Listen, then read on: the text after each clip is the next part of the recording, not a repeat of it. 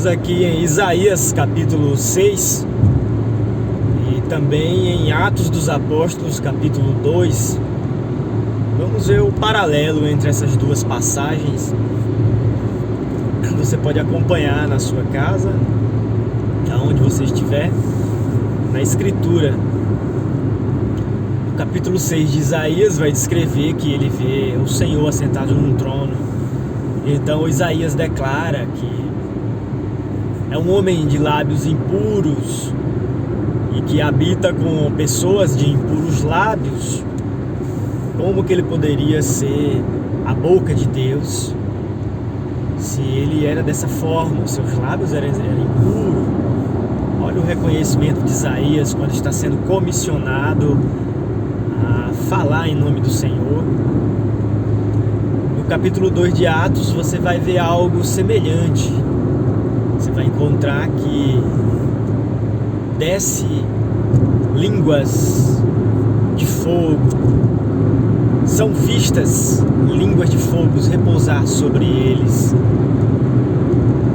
Aparentemente você lê e diz, não, mas isso não tem nada a ver. Se atente para o detalhe da tenaz que o anjo traz, né, para queimar a língua humana, para queimar esse poder humano, essa mentalidade do homem. A mesma coisa em Atos 2, a descida do Espírito.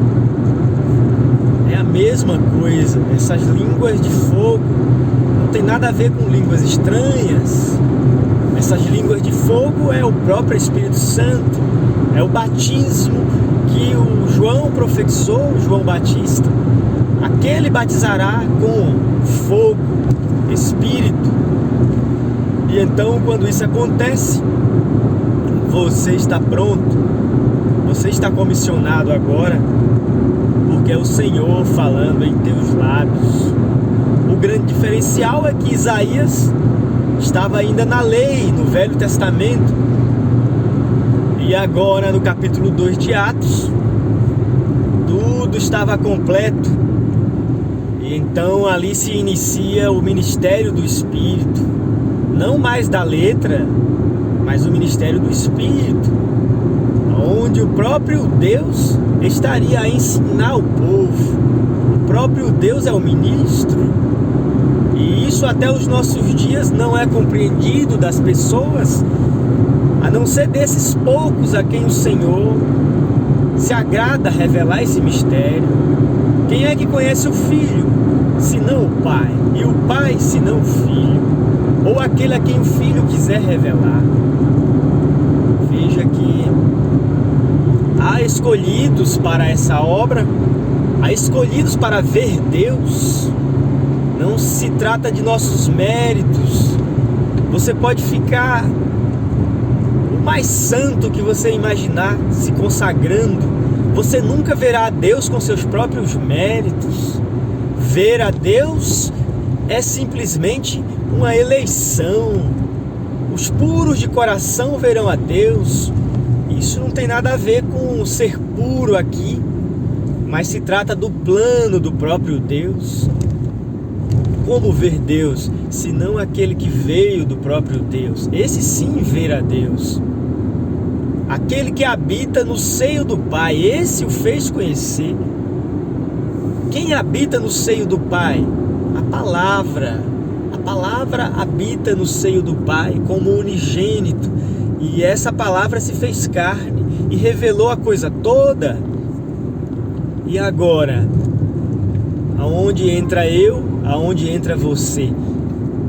Todos aqueles que estavam na palavra, em Cristo, são esses os predestinados, de maneira que quem é predestinado não é a carne e sangue, mas esse novo ser celestial que a própria palavra falando está gerando. Veja, como um peixe que da sua boca saem seus filhotes, assim o som do Espírito, Filho de Deus, é gerado direto por Deus. Agora em Deus você começa como essa fé semente, você começa como esse ouvir. Então Ele está em você, para ouvir. Primeiramente ouvir, porque não há fé sem ouvir. E depois que você ouve, então a fecundação começa. E aí está a obra de Deus manifestada. Ali, quando ele desce no capítulo 2 de Atos, ali está seu retorno, ali está sua presença, ali está sua manifestação, não em carne, mas em glória. E o reino de Deus começou a ser manifestado. João Batista já introduziu isso. E os homens, por não entenderem do assunto, uns dizem, acabou os profetas. João Batista foi o último profeta. Ok, mas e aí? Acabou os profetas e Deus está falando por onde? Nós vamos voltar para o sacerdócio arônico? Se nós voltarmos para o sacerdócio arônico, ele vai fazer a mesma coisa, vai começar a ter profetas de novo e vai vir outra vez. Não é isso a essência da crença evangélica? Que Jesus vai voltar e que a igreja está aqui na terra? E aí eles fazem uma grande confusão. Então eles dizem que o Espírito Santo é uma pessoa, é uma parte de Deus, é uma pessoa, e vão fazendo todo um enredo, toda uma confusão. Não é dessa forma. A compreensão do mistério de Deus Ele é a palavra. O que vinha aos profetas? Por que os profetas eram a boca de Deus?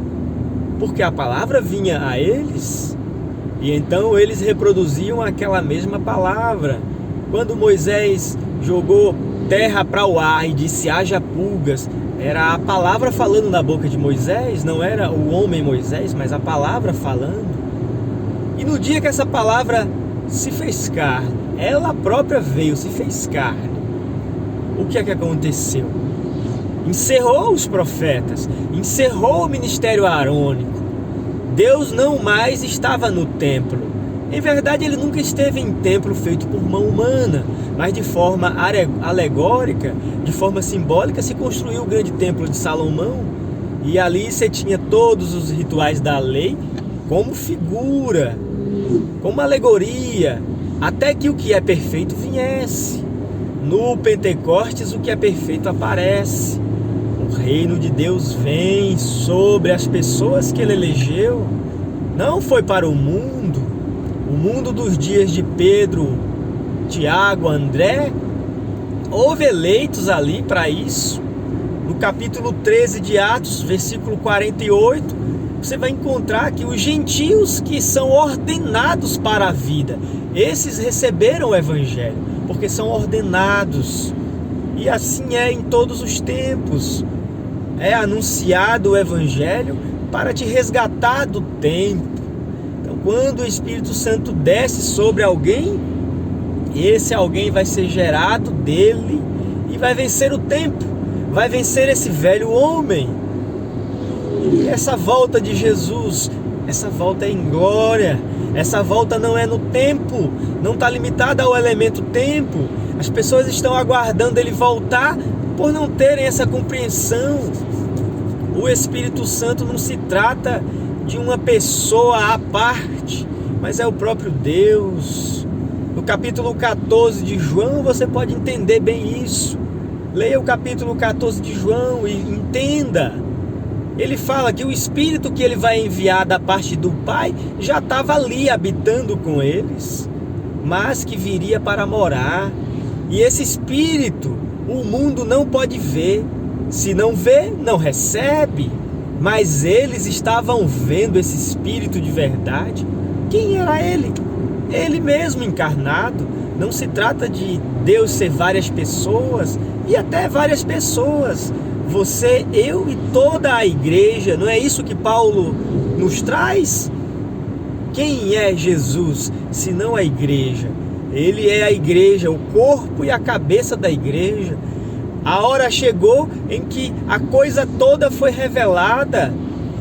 Ali você teve um filho de Deus, e logo depois você teve uma explosão de filhos. Aquele grande fogo veio repartido em vários e desceu ali. a manifestação dos filhos de Deus começa a acontecer.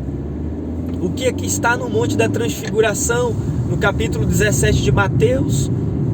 Moisés e Elias descem para se dobrar diante de Cristo, porque o ministério de Cristo não é limitado ao tempo. É um erro mental dos teólogos. Mentem quem diz para você que Jesus está lá no céu. São mentirosos. Jesus prometeu estar conosco todos os dias. Quando ele enviou os 11, ele não enviou homens. Você recebeu Pedro? Pedro não está aqui. O homem é apenas um véu. Quando Jesus disse que envia, ele não envia o homem em si, ele vem dentro do homem, porque ele é a palavra. E aí você consegue entender por que não há mais profetas. Não é que não há mais homens usados por Deus, não há mais profetas porque não é uma construção de sacerdócio arônico e uma exclusividade de Deus usar aquela pessoa na lei. Mas agora no Espírito nós todos somos sacerdotes, profetas e reis. Deus mesmo ensinando seu povo, não mais em um templo onde estiver 2 ou 3 reunidos em meu nome, eu estou presente. Não quero causar polêmica, não quero desanimar as pessoas a abandonarem as igrejas, mas se você tem o Espírito de Deus, você terá coragem de abandonar a glória dos homens.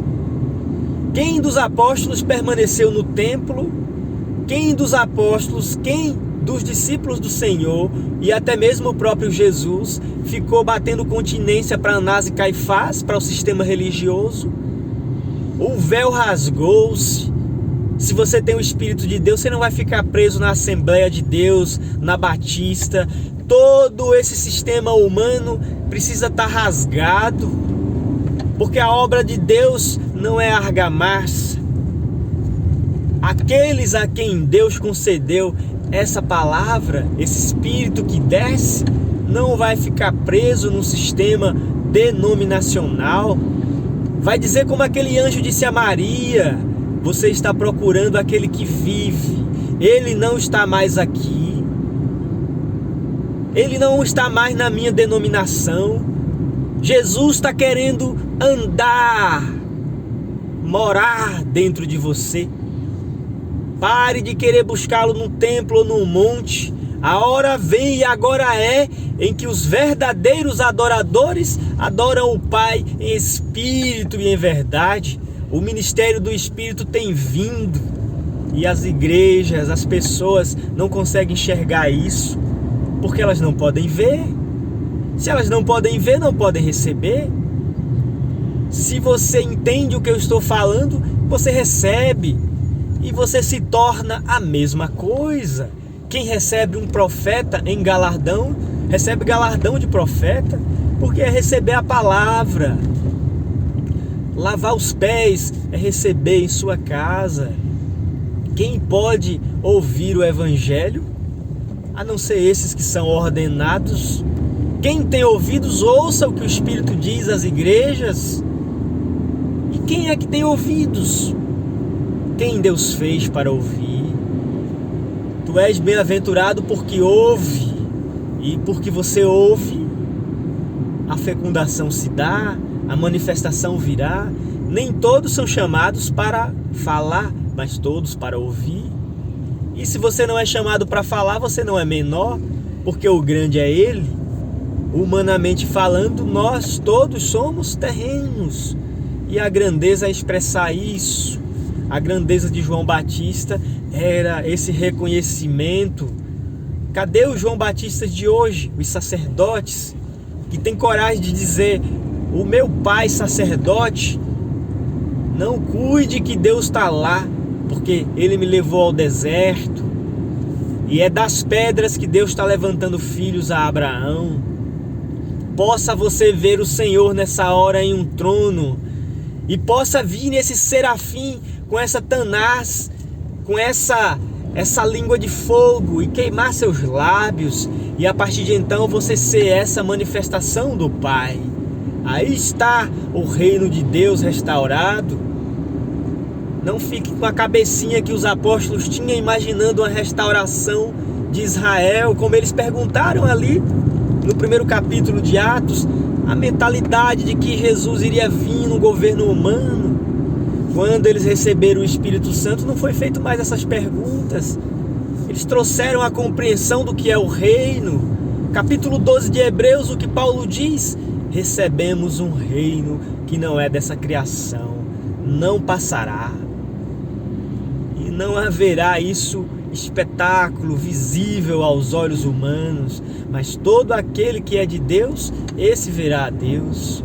Deus abençoe a sua vida nesse maravilhoso nome de Jesus. Amém.